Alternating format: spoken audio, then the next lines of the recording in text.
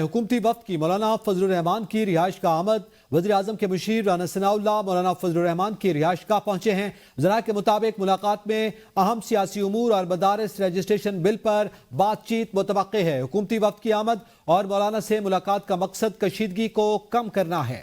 अहम खबर है, इस मुतालिक बताएं कि अहम सियासी उमूर और मदारिस रजिस्ट्रेशन बिल पर बातचीत की गई। इस हवाले से मजीद तफसीलात जान लेते हैं नुमाइंदा एबीएन न्यूज़ रिजवान अब्बासी से। जी रिजवान, इस मुलाकात के हवाले से आगाह करें। देखिए, इस वक्त मौलाना फजलुर रहमान की वज़ीर आज़म के मुशीर बराए सियासी राना सनाउल्लाह के साथ जो मुलाकात है वो जारी है।